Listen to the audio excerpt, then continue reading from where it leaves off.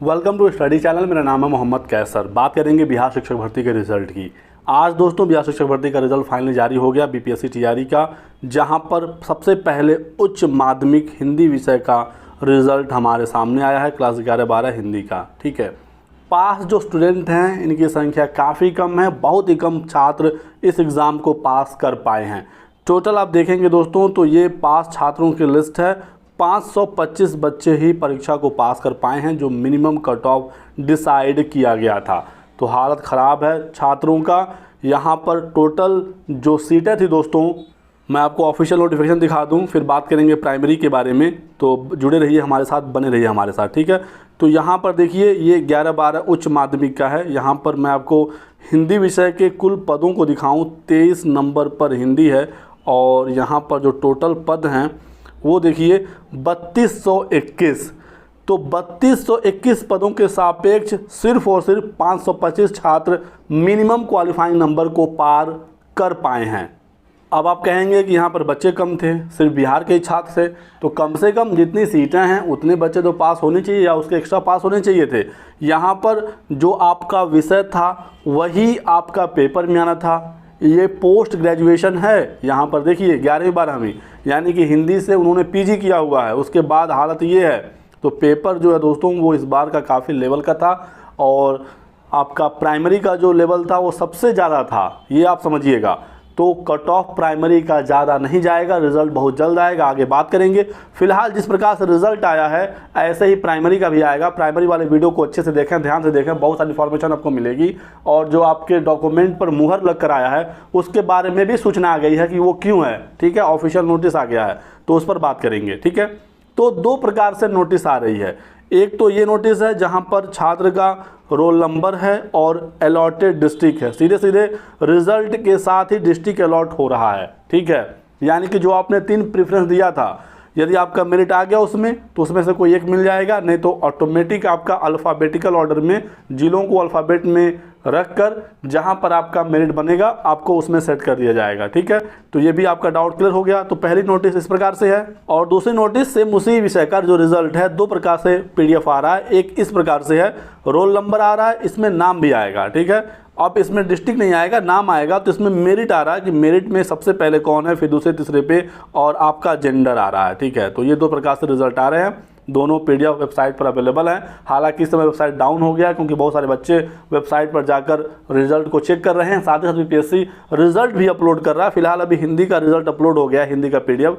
अभी जल्द ही आपको अन्य विषयों का भी रिजल्ट देखने को मिलेगा। तो आज लगभग रात तक सारे विषयों का जो रिजल्ट है वो अपलोड कर दिया जाएगा। उच्च माध्यमिक का, कल से माध्यमिक का रिजल्ट और उसके बाद फिर प्राइमरी के रिजल्ट का नंबर है।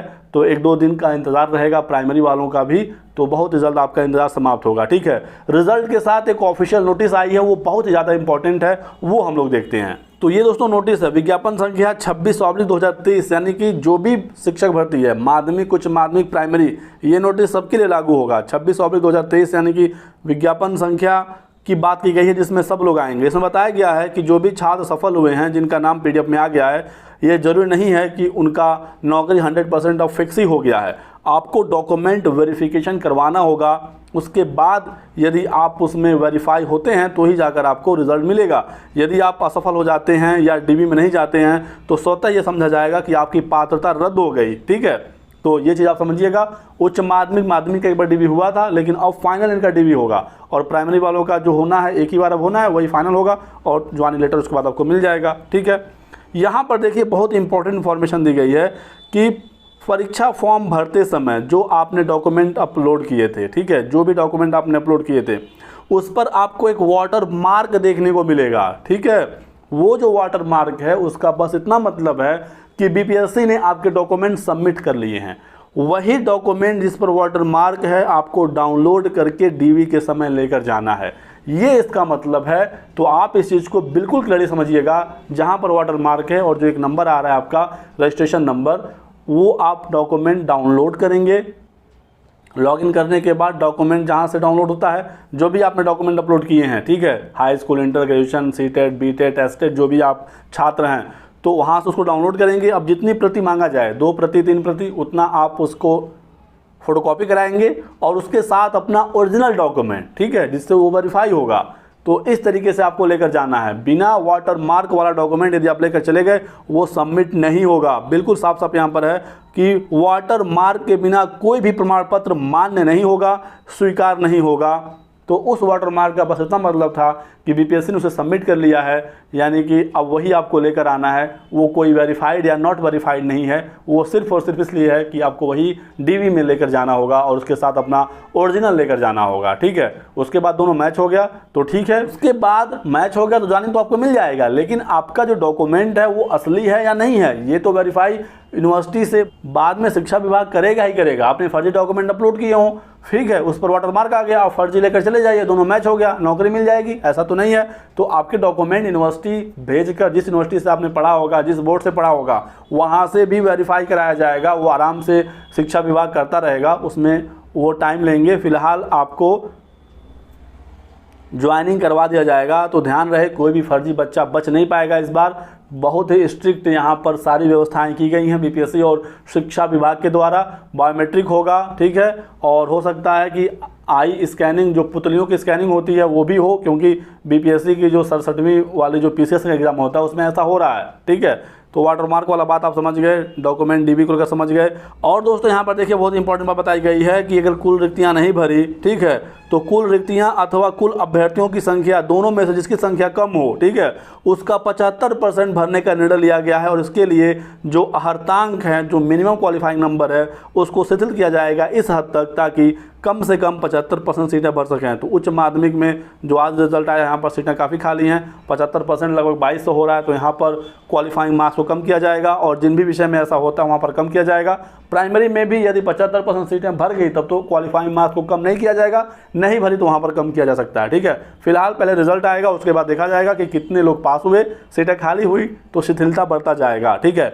और प्राइमरी का भी जो कट ऑफ है दोस्तों वो ज़्यादा नहीं जाएगा।